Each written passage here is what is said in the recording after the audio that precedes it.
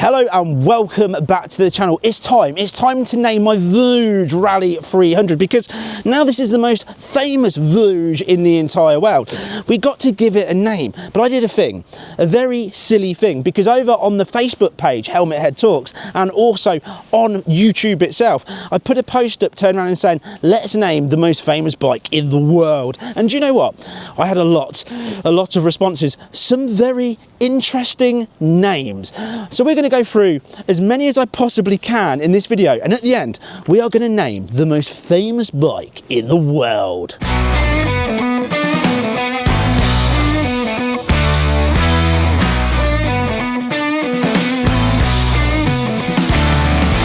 Okay, so I'm going to start with the first name, right? The first name, because the first name, well, that's from Mike Welsh, and Mike thinks we should call this bike the Frustin 300. That's right, the Frustin 300, and I get that because it's the Voge. Whoa, don't crash. And that's the point. I get that, the Frustin 300. The only thing of it is, every time I'm going to have to say the Frustin 300, I'm going to have to do it. And I do it a lot with the Voge. So basically I'll go around the entire country thrusting at my bike. So I love it, Mike, I love it, but unfortunately it's not the one. It's not the one. That then brings me on to another one. And this is from Paul Scammell, and he thinks we should call this Elizabeth.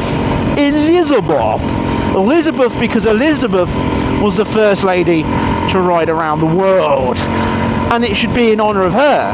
But I don't want to call it Elizabeth. It just doesn't have that ring to it that I'm after.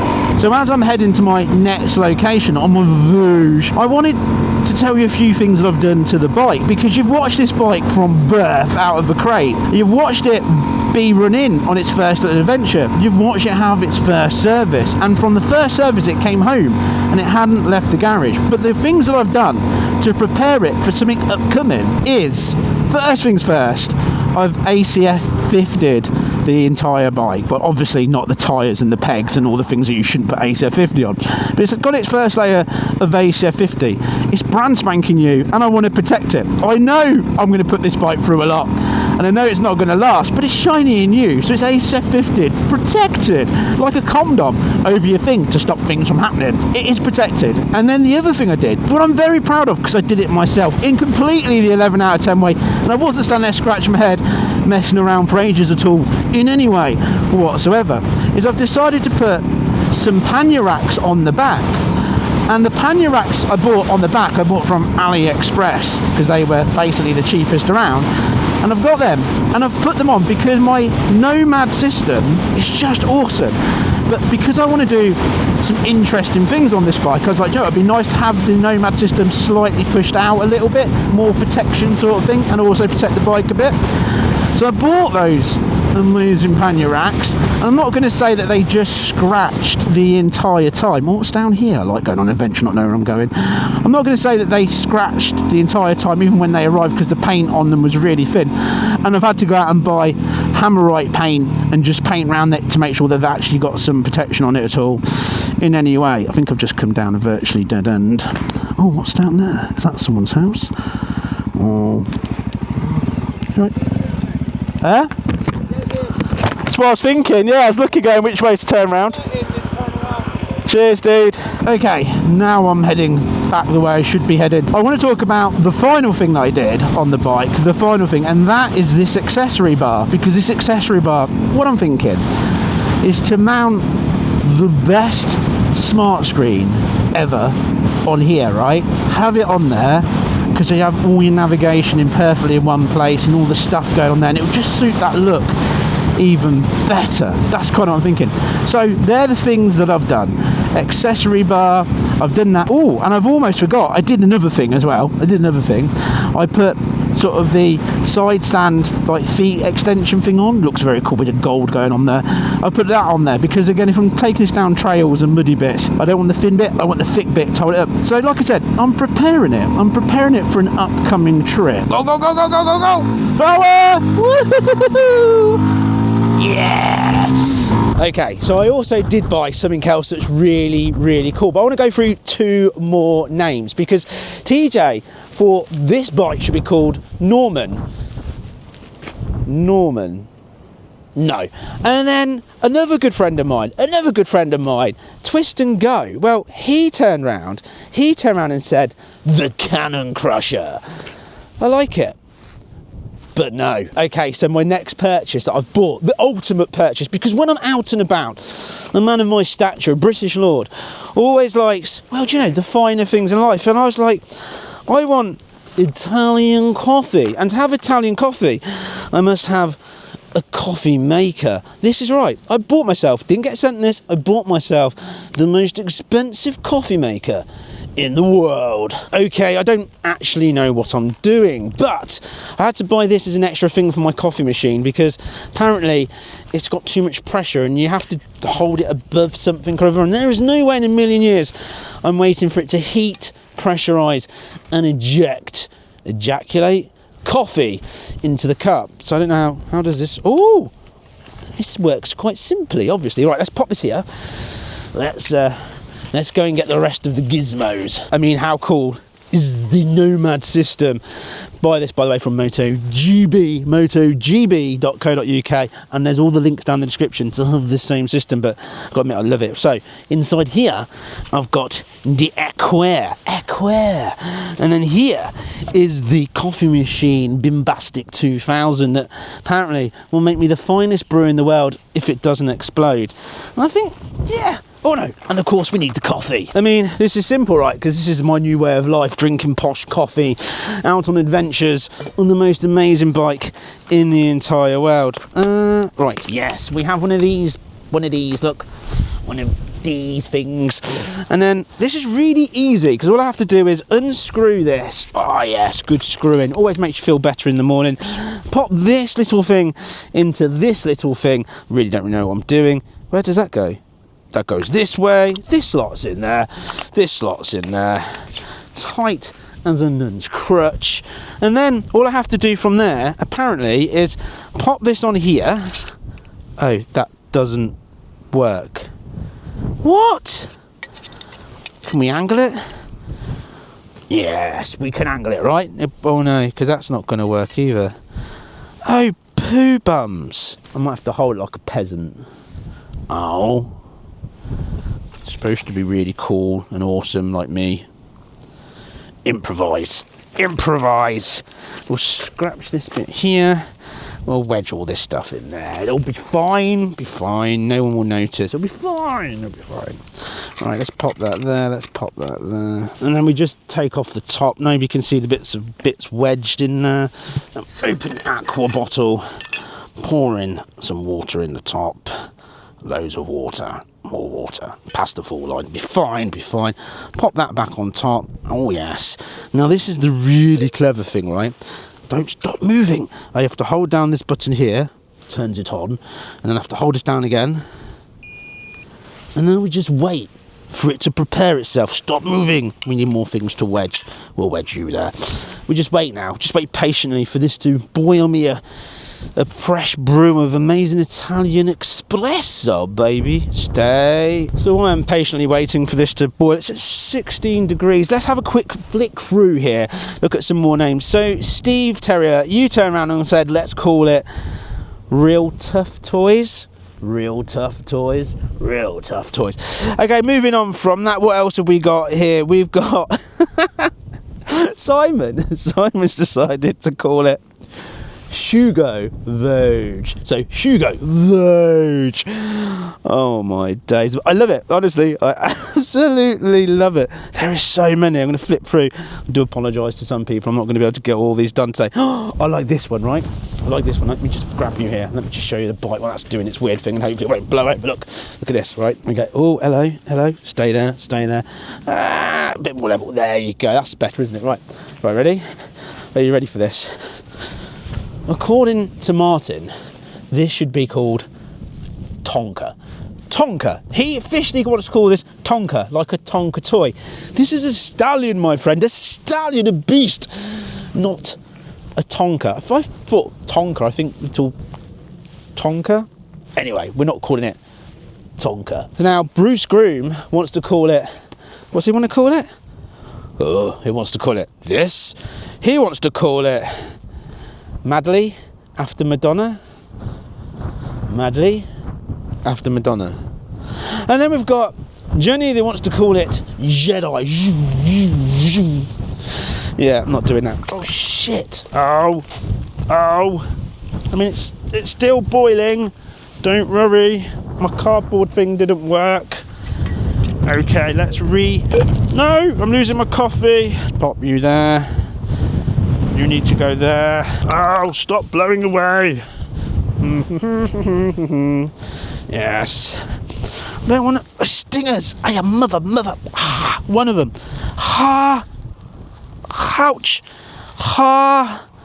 Ouch. Ha. Ha. Coffee pot. Ow. Oh. This is going. No, stay. This is no. Oh my god.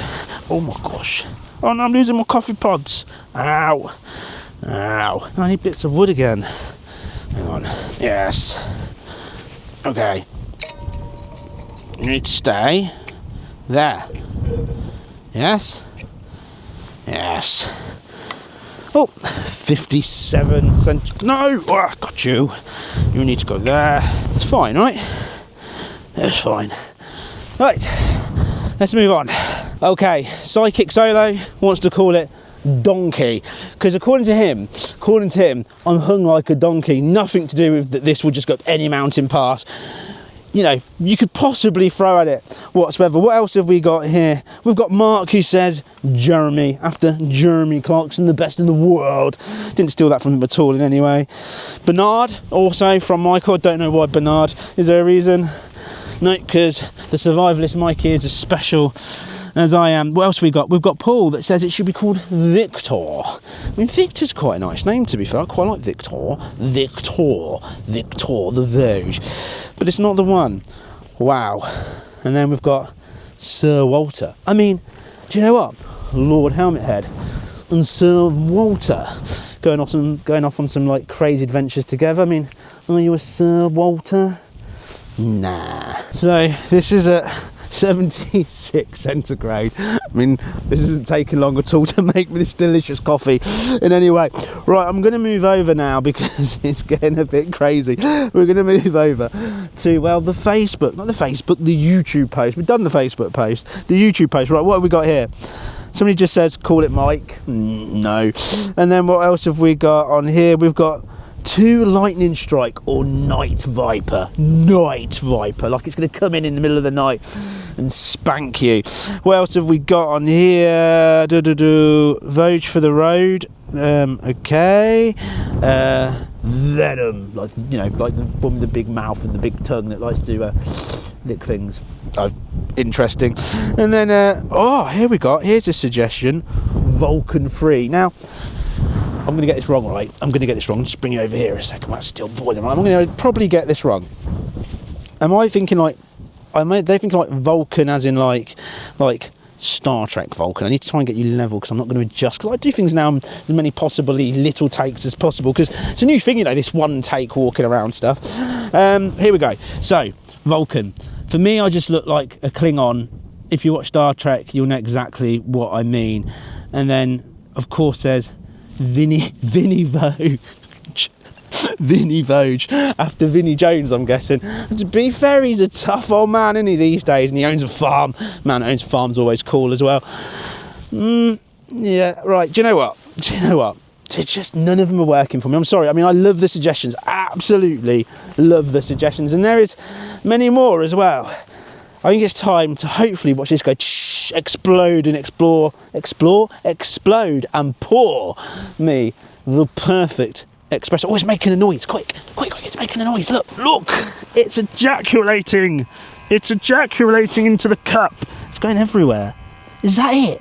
Oh, it's an espresso. Come on, give me more. Wow.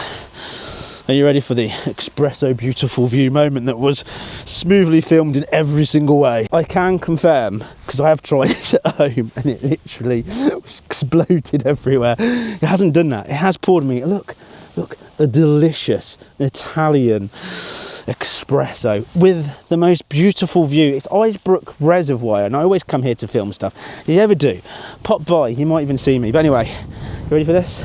Ready? That's a perfect drinking temperature, to be fair. That is absolute.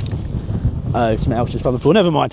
That was the most exclusive, executive, prepared